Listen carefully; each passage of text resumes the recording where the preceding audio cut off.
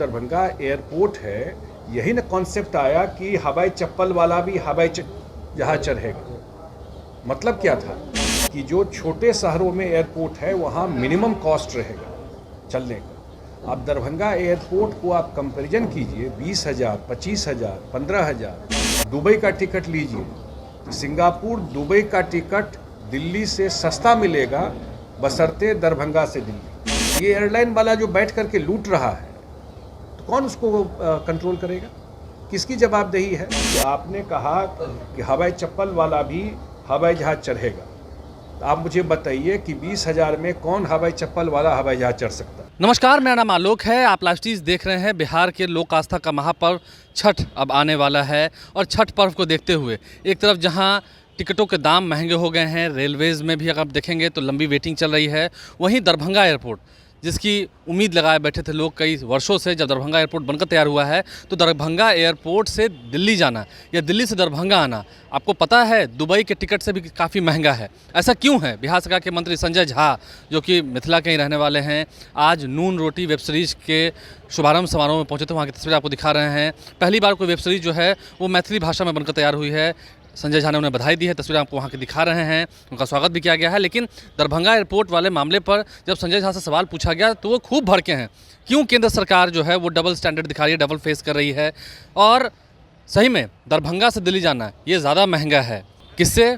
India से अगर आपको दुबई जाना हो, यानी कि विदेश यात्रा करनी हो छोटी सी, तो उसमें कम खर्च लगेगा, लेकिन दरभंगा तक आना हो आपको छठ महापर्व में, लोग कैसे आएंगे? संजय झा ने सवाल खड़े किए हैं, ज़रा सुनिए। आपको लगता है कि हम दरभंगा क्यों जा रहे हैं, पटना ही क्यों ना उतर जाए? नहीं, ये आपको मैं कल ये बात रखा था।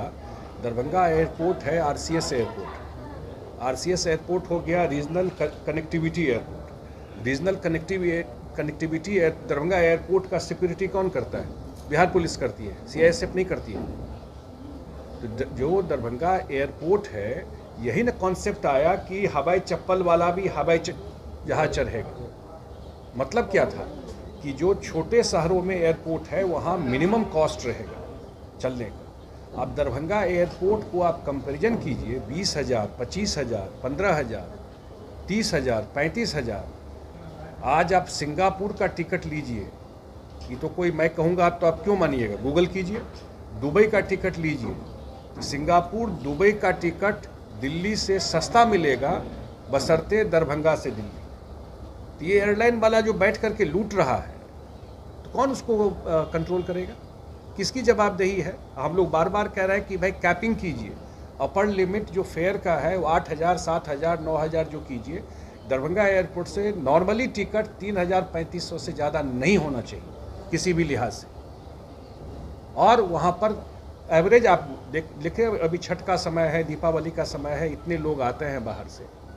ये तो जनता से, इसमें कोई पॉलिटिक्स नहीं है, ये आम लोगों से जुड़ा हुआ मुद्दा है। मैं कोई इसको सेंटर स्टेट उस पर नहीं बात कर रहा हूँ। मैं सिंपल कह रहा हूँ कि आपने कहा कि हवाई चप्पल वाला भी हवाई जहाज चढ़ेगा, तो आप मुझे बताइए कि 20,000 में कौन हवाई चप्पल वाला हवाई जहाज चढ़ सकता है? एक्सप्लेन कर लीजिए। मुझे लगता है कि ये ओपन नहीं किया गया है दूसरे एयरलाइन के लिए। दूसरे एयरलाइन के लिए खुलना चाहिए, और जो सिविल एविएशन मिनिस्ट्री है उसको आरसीएस एयरपोर्ट, जहां उड़ान स्कीम का एयरपोर्ट है, वहां कैपिंग करना चाहिए कि आप 8,000 या 9,000 जो भी आपको तय, ये अपर लिमिट है टिकट का, और नीचे में 3,500 में आपको मैक्सिमम टिकट बेचना है, 4,000 में 4,500, क्योंकि सरकार छूट देती है इस सब एयरपोर्ट पर उस एयरलाइन को। तो इसका क्या मतलब रह गया? जो मेट्रो सिटीज़ का एयरपोर्ट है वहाँ पर आप लेते हैं मैक्सिमम चीज। उड़ान स्कीम का तो कॉन्सेप्ट ही यही दिया गया ना, और उसमें स्टेट गवर्नमेंट का भी कंट्रीब्यूशन रहता है इस सारे चीज़ में। मैं उसके डिटेल में नहीं जा रहा हूँ, लेकिन उसका भी कंट्रीब्यूशन रहता है इन सारे चीज़ में। जो दिल्ली से दरभंगा में जो एटीएफ लगता है, या दिल्ली से मुंबई जाते हैं, दिल्ली से दरभंगा से दिल्ली जाते हैं, दरभंगा से मुंबई जाते हैं, दरभंगा से बेंगलोर जाते हैं, तो जो एयर टरबाइन फ्यूल है, एटीएफ है, 1% है। मैं ऑन रिकॉर्ड बोल रहा हूँ। वो तो कह रहे हैं कि आपकी सरकार जो ज़्यादा वैट ले रही है उसको। अब इसका कोई मतलब है? पूरा देश में जो वैट लिया जाता है, हर एक सरकार अपने, तो पटना में भी लिया जा रहा है, तो पटना का रेट कैसे आधा हो गया? क्या है दरभंगा में जो आप बैठ करके वहाँ 20-20 हज़ार का टिकट वहाँ पे करता है और कोई उसको क्वेश्चन नहीं कर सकता, कोई उसको रोक नहीं सकता। ये डबल स्टैंडर्ड क्यों है, क्यों मिथिला के साथ मान रहे हैं कि लूट मची हुई है।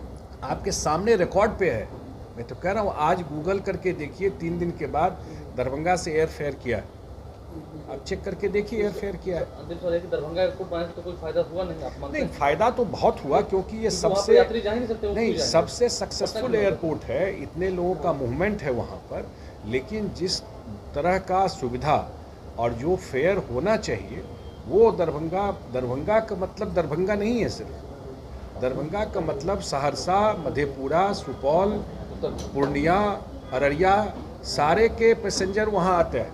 मधुबनी, समस्तीपुर, पूरा जो उत्तर बिहार का पैसेंजर है, आप पूछिएगा गोपालगंज तक के लोग दरभंगा एयरपोर्ट पर उतरते हैं। तो बिहार सरकार के मंत्री संजय झा ने कैसे सवाल खड़े किए हैं आपने सुना है। आप लाइव से बन रहे हैं। देखना यह है कि महंगे टिकटों के दाम को लेकर सीएम नीतीश के मंत्री संजय झा तो खूब भड़के हैं, लेकिन अब इसका असर क्या आने वाले समय में देखने को मिलेगा। क्या लोगों को थोड़ी राहत मिलेगी या फिर उनके जेब पर बोझ जो पड़ रहा है वो नहीं रुकने वाला है। हमारे चैनल को सब्सक्राइब कर लें, साथ साथ फेसबुक पेज भी लाइक करें। धन्यवाद।